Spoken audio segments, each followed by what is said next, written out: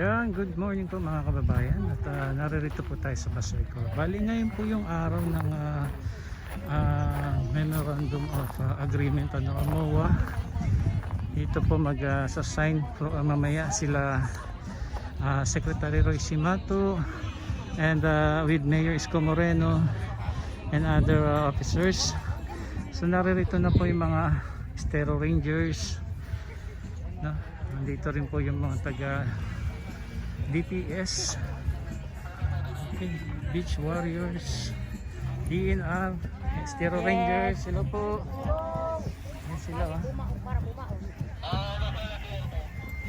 okay. Boat ni Secretary Simato, ni Isko, Red Jackie, Cardi ba yung sa kanyan. Okay. Yan mamaya yan.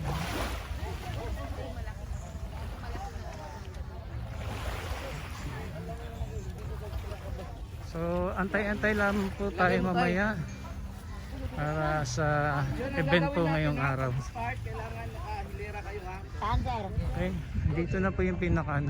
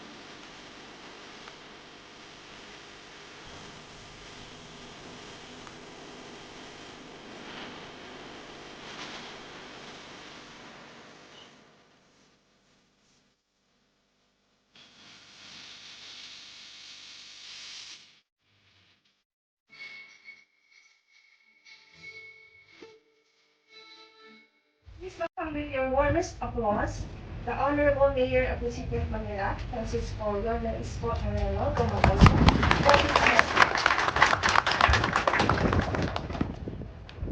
Thank you. Sana medyo wet kayo dalawa.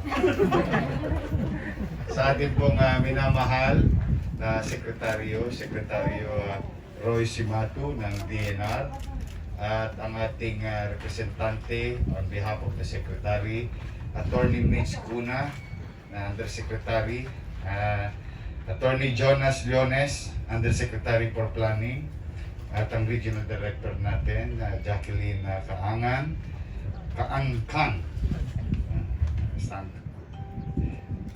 Regional Director, and Attorney Domingo Clemente Jr., Regional Director, DNR, EMB, and CR. Regional Director, Executive Director,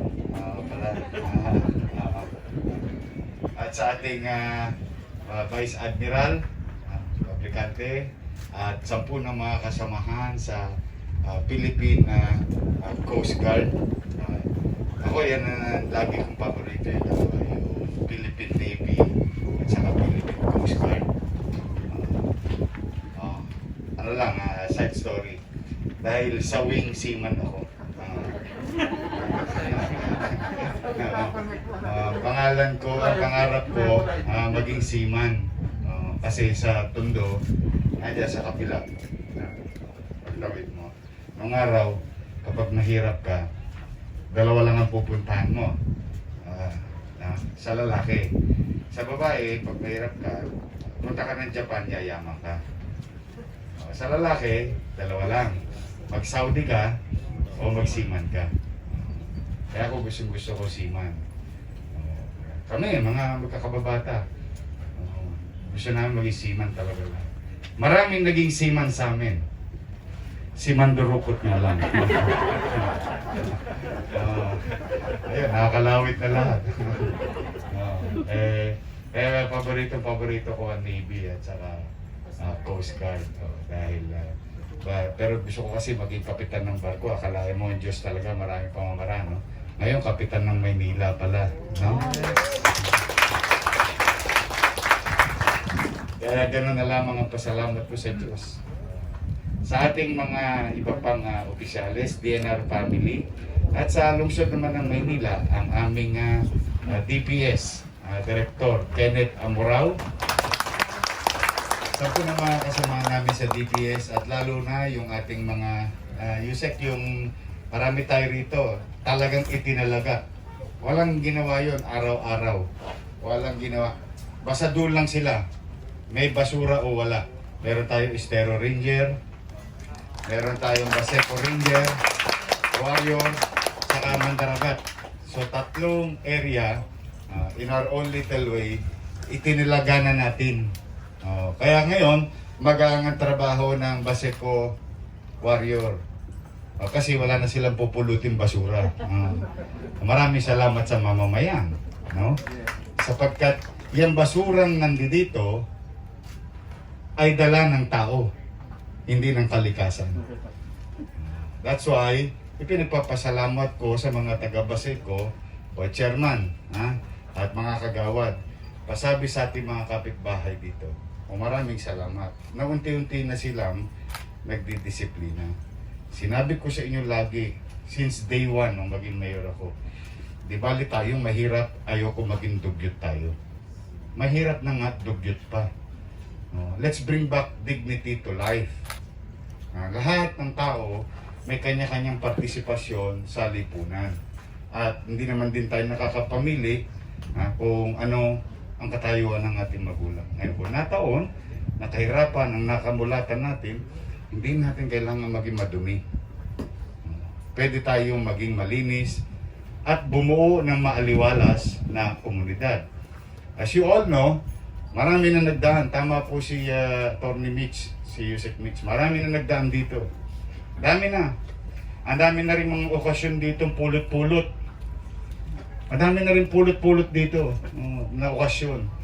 Pero hindi po sa pagbubuhat ng bangko. Through the effort of Secretary Simato and DNR family, the City of Manila in our own little way, and the barangay, makita-kita po ninyo. I think the only person who can attest to this is the people of Baseco. Na talagang nakita na, kanina nandoon ako, nakita ko na pwede na ulit magtuli. Nakita ko ang tubig eh. Hindi po sa ano. Si Ma'am Baldo, yung sa Moriones, yan ang magtutuloy sa Tondo eh. Yung pokpok pa. Hindi ko lang alam ha. Ito walang mali siya. Plain and simple. So that we will know gaano kalinis ang pier nung araw. Okay? Pagkatapos mong tuliin ni Ma'am Baldo, ang gagawin, pupunta ka doon sa ICT side. Yan, wala yan dati. Parang ganito yan nung araw. Bago yan naging pier. Diyan ako lumaki, Parola Tondo. Tinirang ko yan. So pagkatulid, diyan ka lulubog ka kasi maglalanggas. Yung para maging, kasi antiseptic ang dagat eh. Tapos tinuturo yun ng albularyo. So yung nakita ko kanina, parang nakita ko noong mga lumang panahon. Na kaya pala. Posible pala. No? Hindi siya rocket science. So kapag ang tao, pribado sektor, komunidad, mga ahensya ng gobyerno, talagang nagkaisa, may makakamit tayo at may ending. Now, today is a testament of our continuous commitment. The commitment of the government, the national government, and the local government. Sisiya sa atin na natin. Yung makinang nakalagay dyan ay magpapatunay kung tayo ba ay may continuity. O, yung para masiyasat tayo ng science. Kung yung ginagawa ba natin epektibo. If you remember, and if I may refresh your mind, DNR. Thanks again to DNR. Kung nakita niyo yung Loton, no? Kung nakita niyo yung Loton, meron doon isang area, tawag ay Mehan Garden. Niregaluhan din tayo ng ganitong makina. AQM naman. Ang tawag doon, Air Quality Monitoring Machine. Kung saan, yung ginagawa nating creating open green space. Maaring maganda sa picture, maaging maganda sa mata, pero paano natin malalaman kung ito'y epektibo? O dahil doon sa makinang ipinagkaloob ng DNR, araw-araw o weekly, nalalaman namin na mamonitor namin yung air quality doon sa Loton. And I would like to state today, as a matter of gift to DNR, no? Ito, regalo kasi commitment namin to na mag-usap-usap kami ng pagwapo ko eh. I would like to inform you that 3 days ago, I visited an area na nakita namin nung araw na purong-puno ng basura, bulok na sasakyan ng gobyerno ng siyudad ng Maynila, tambayan dito, putikan doon, at hindi ko pa alam kung ano ginagawa sa gabi. Kasi sa ilalim ng puro tulay yun. Alam niyo naman anong ibig sabihin sa ilalim ng tulay. No, maraming pwedeng maganap. No. Pero we'd like to inform and share it to our DNR family who cares for the environment that we are going to open 8,000 square meter of open green space, and you can visit now.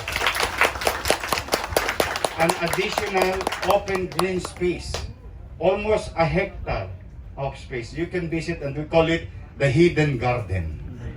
Yan, no?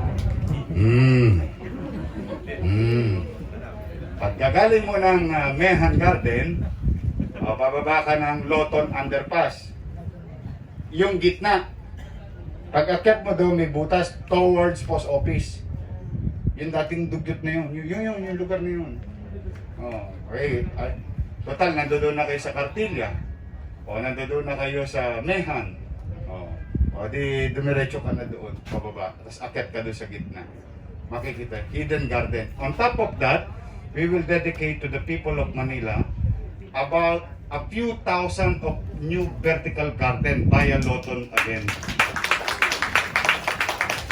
So, our point is, itong araw na ito, sa mga mamamayan dito, no? Kayo kasi ang beneficiaryo nito eh. No? Yung national government and local government is really committed. In fact, we submit ourselves to a machine na hindi namin pwede ma-interfere kung yung ginagawa ba namin ay epektibo. Kung ngayon, kung doon, sa awa naman ng Diyos, flying colors, every week, flying colors, na pasadong-pasado yung air quality ng Loton na kung saan punong-puno na sakyan. Usok ng jeep and so on and so on. Pero sa awa ng Diyos, pumapasa. Ngayon, nandito tayo. Water monitoring machine.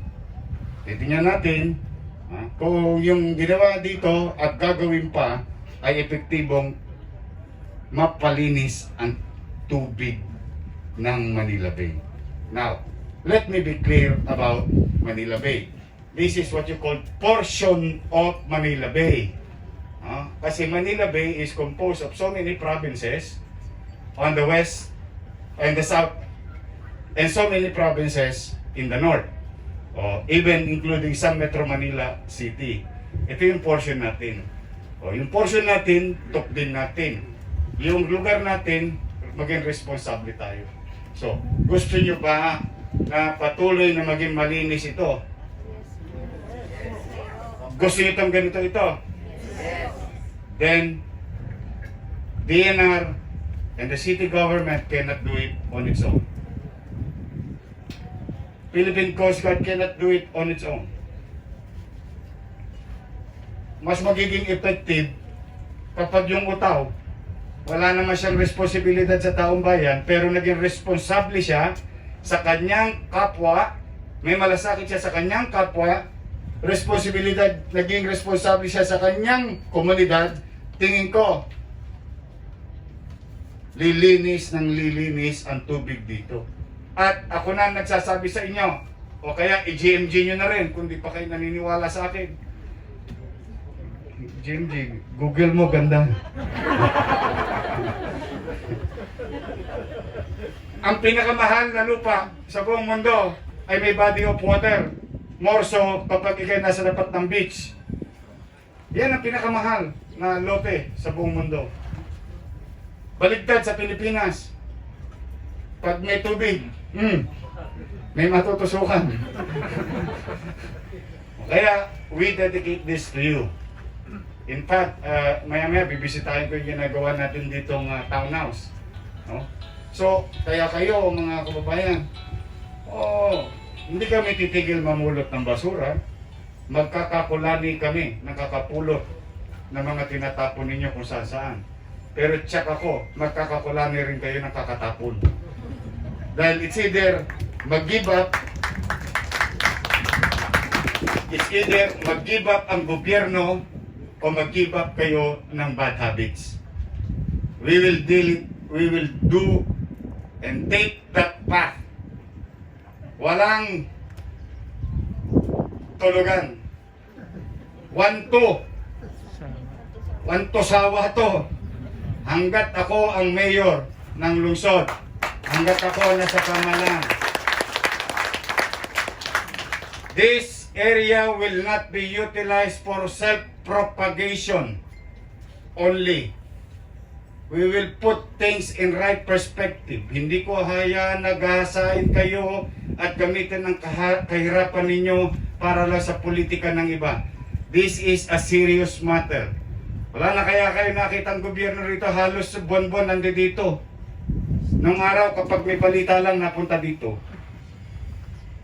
Seryoso po ang gobyerno. Kaya sana, mga taga-Baseco, panahon na. Bago-bago na. Pwede naman dito magpadaus-dus. Huwag lang kayong mag-iwan ng mga padulas. Lagyan nyo, may banyo na dyan, no? Uwi kayo. Tapos wala kayong banyo, gawin nyo suman. Sa plastic. Darating ang truck ng basura ng Maynila. Tama, mali? Nung araw dito, hirap na hirap, alam mo dito, yung hirap silang datnan ng basura. Ng basurero. Hirap na hirap sila dito. Kaya napipilitan itapon eh. We'll guarantee you that. So mag-iingat kayo. Pag malasakitan nyo na, inyo to eh. Ito nyo, sarap ng hangin, no? Ang aliwalas. Dati dito, maanggog. Yeah, tingnan nyo. Let's be fair to one another. Taga dito naman tayo pare-pareho eh. Ano ba pinagkaiba ng hangin dito sa hangin dyan? Di ba? Malapit lang yan, di ba? Kabila lang yan. Tondo na yan, no? Dati ang sangsang ba? Yung anggo, yung kumakapit sa balat. Pero kita nyo naman. So, it can. And it can be done. And we believe we can continue. We believe it's going to be successful. And we are committed. DNR, City of Manila, PCG, and private sector. So, sino na lang kulang? Taumbayan na lang. Sana sa palad nyo na. Ha? So, mag-iingat kayo. Good news. Sinong gusto magpatusok? Ayaw nyo ba? Bakuna? Anti-rabies yun. Hindi naman nagtatanong kung ano. Mag-iingat kayo ha. Hindi ako titigil. No amount of time na sasayangin ko. Ang gusto ko, makuha na natin yung makapagbibigay ng kapanatagan sa tao patungkol sa pandemya. Hindi ako titigil talaga. That is my commitment to you with regard to our health. Okay? So, mag-ingat kayo. Maraming salamat PCG, maraming salamat DNR, maraming salamat to the DNR family, no? To everyone. Yung aming mga Mandaragat, Estero Rangers, Baseco Warriors, maraming salamat sa inyo. Ayan, no? Kinakayo na ng kakapulot ng basura niya. I love you. Ha? Ingat kayo. Saan pa kayo sa ulo, muulan. So maraming salamat. Pagpalain nawa kayo ng buong may kapal. Manila! God bless. Thank you.